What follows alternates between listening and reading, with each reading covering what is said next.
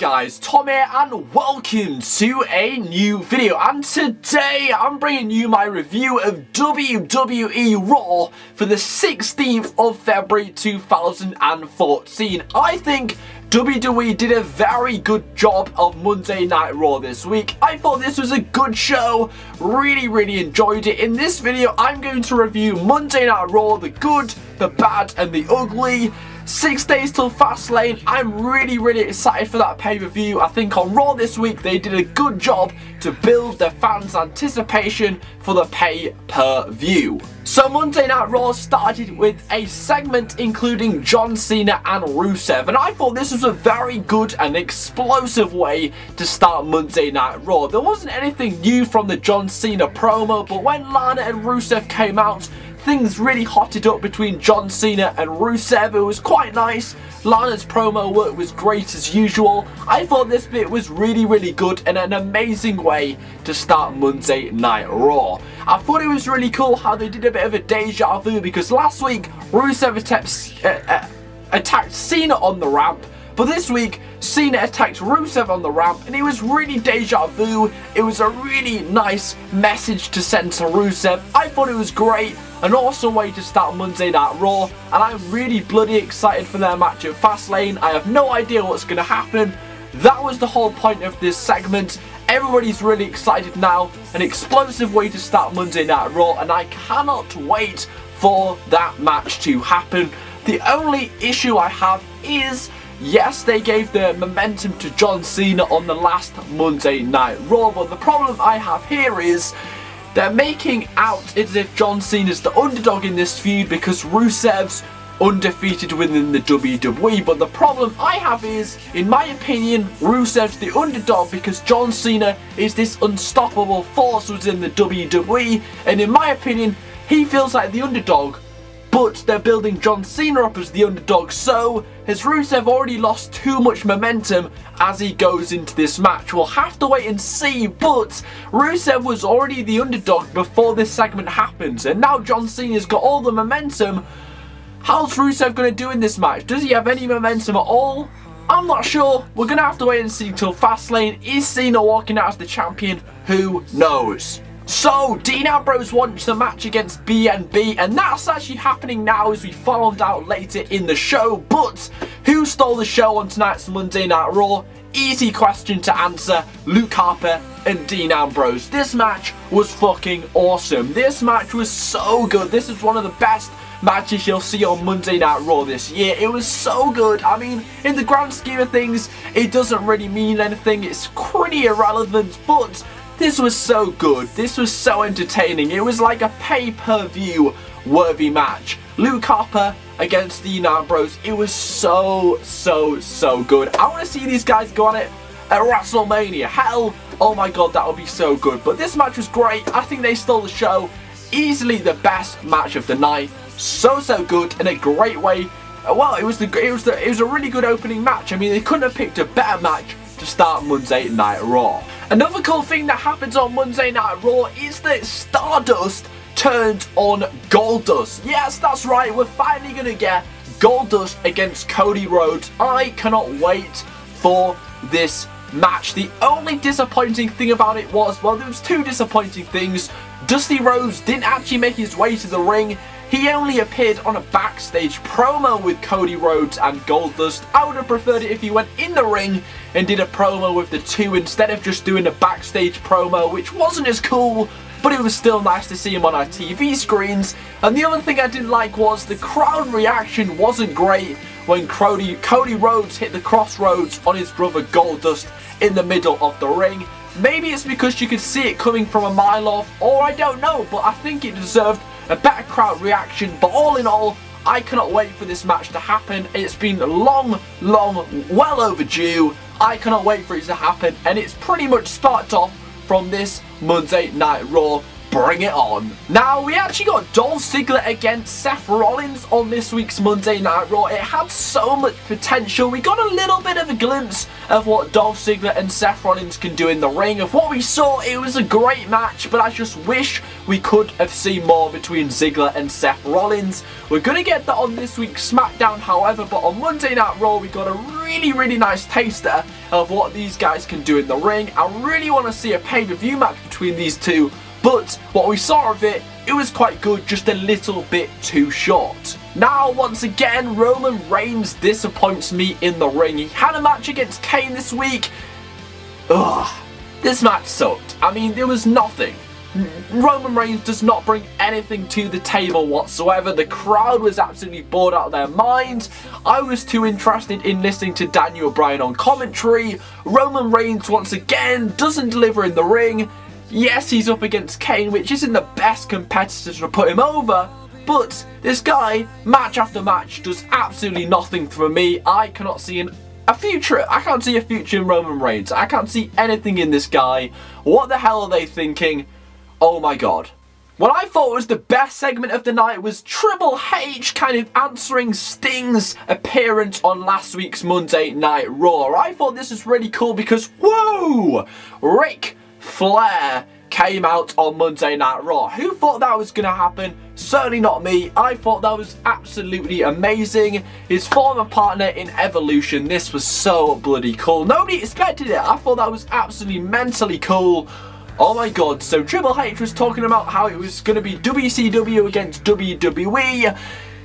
And then Ric Flair says, you shouldn't mess with Sting, don't undermine him, don't make yourself look stupid, you've got to watch out at Fastlane. And this is a really good promo because it really built up the Sting and Triple H segment, because they were building the anticipation, they're building the fact that Triple H might undermine Sting. We're looking forward, we really want to see what's going to happen. We have no idea what's going to happen at Fastlane. Is it going to spiral to a WrestleMania 31 match?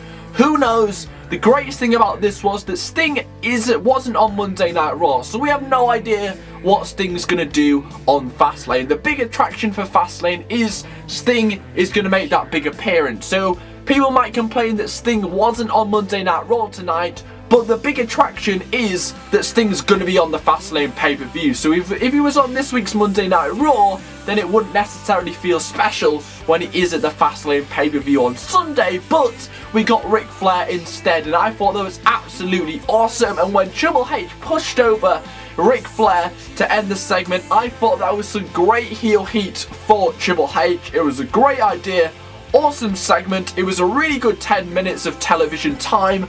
Awesome, awesome, awesome. Really built up the anticipation for the Sting and Triple H confrontation. Triple H is playing his part very well at the moment. I cannot wait for this. We had Ric Flair on Monday Night Raw this week. How cool is that? So, Titus O'Neil and Darren Young look like they're going to be joining back together as the primetime players. Now, I have missed these guys so much. I thought they were a solid tag team. They had everything you wanted in a tag team. They gelled together. They were great, and for some reason they decided to split them up this time last year, which never really made sense and definitely did not work out for either of them. So it looks like they're going back to their roots. The WWE are deciding to turn Titus O'Neil babyface, as it seems, and they're going to bring the primetime players back, which I think is a great idea. They've never looked as good as they were when they were back in the primetime players, so a great decision. Now, the only thing I didn't like about this was when Titus O'Neil came out to save Darren Young, his theme music didn't hit. So basically he ran down to the ring and the crowd didn't really give a damn, because usually when somebody returns or somebody makes a save, like say if Ryback's coming down, it'll be like, feed me more, and then he'll sprint to the ring. But Titus O'Neil just sprinted to the ring, no music, nothing like that. So the crowd really didn't react to it, and they probably kind of didn't really notice either. So if they put his theme music on, it would have made it a bit more cooler. But then when Titus O'Neil was in the ring, he botched up his kick, and it was all a bit sloppy, but I'm not going to take it away from them, because I think that if Titus O'Neil and Darren Young are back, that is a great idea. They never looked better when they were in the primetime players. Wow, great decision. They're going back to their roots. That's a great positive to take out from this week's Monday Night Raw.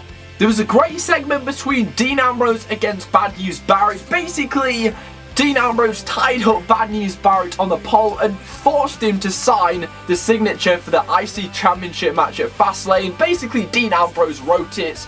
but he pretended Bad News Barrett was writing it. It was really, really funny, very unique. It seems like every Dean Ambrose segment they have, they're just really good. They're just really entertaining. They're unique. They're just awesome. Every time he has a segment, it's always something out of the blue, something completely crazy and awesome. This is one of the reasons I love Dean Ambrose. Every segment he has is just off the wall. You've never seen it before. This is another one of them. I mean, you've never seen somebody get tied to a ring post and get forced to write a signature on a Fastlane pay-per-view contract. Awesome, awesome, awesome. I think that match is going to be a very, very good match on that card. So, in the main event, we got Big Show against Daniel Bryan. Again, yes, that's right. It seems like they just regurgitate. It's either Daniel Bryan against Big Show, Reigns against Big Show, Bryan against Kane, or Reigns against Kane. I mean, we always get these guys going at it. They've been doing it for like the last year now. Come on, guys. Big Show is not main event material for your Monday Night Raw. I mean, do you want Big Show to be closing off your Monday Night Raw, the last Raw before your pay-per-view? No way in hell. I mean, this was such a boring match. Nothing happened. It was 20 minutes of absolutely wastage. I mean, oh my god, this was so bad. Big Show is a terrible worker. I mean, this was so sluggish. They don't even... Bryan and Big Show do not gel. I mean, you've got the smallest guy against the fattest and biggest guy in the WWE. They don't gel. Their styles don't go... Well, Big Show's style doesn't go with anybody, really, but... Never mind Daniel Bryan. They're just, oh my god, I don't understand why they keep booking Big Show against Bryan. They just don't gel at all. Neither does Kane and Bryan, to be honest, but they always seem to do a match between Kane against Bryan. I mean, why? They just don't work well together. Big Show never works well against anybody. I think he's only ever had one good match against Sheamus. But apart from that, what the hell were they thinking of putting Big Show in the main event? Nobody wanted to see it. It was terrible. Most of the match was overshadowed by Roman Reigns signing people's signatures and taking selfies. Basically, it was battle of the egos because earlier in the night, Daniel Bryan was yes chanting during Reigns' match against Kane. Yeah, it was basically having a go at each other and basically the battle of the egos. Now, luckily, after the match, we actually got something worth watching and something which has actually finally got me interested in their feud. I wasn't too bothered at all with Reigns against Daniel Bryan for the Fastlane pay-per-view, but after the brawl ending Monday Night Raw this week, I'm actually really excited. I mean, I don't believe one segment like that has ever got me invested in a feud as much as this one, because I wasn't bothered at all about this feud, but as soon as this brawl ended, I was like, I want to see this. Because I have no idea which way it's going. It got really personal after this. It got really, really brutal. It was absolutely an amazing segment. We had a shit match, but then we had an awesome segment where they were just brawling. They wouldn't let each other go. Reigns just fucking belted Daniel Bryan in the face. This is going to be I'm excited. I want to see what's going to happen. I have no idea which way they're going to go. Are they going to put Bryan in the main event, which is the preferred option for most? Are they going to go with Reigns, or are they going to go with both? We don't know. I want to see how Reigns performs against Bryan, who's arguably the best performer they have. Is he going to match up to a Bryan? Is he going to put on a good match against Daniel Bryan? Who knows, but this brawl was absolutely awesome, and now I think I'm invested in this match. I'm trying hard to be invested in this match because I want to see it go down well. Who knows, we'll have to wait and see, but that's my Raw review for this week, guys. It ended well and started well. In the middle, it was a bit of a, but I definitely think it started well and ended well. So, guys, what did you guys think? I'll give it a 7 out of 10. Take care. Spike your hair.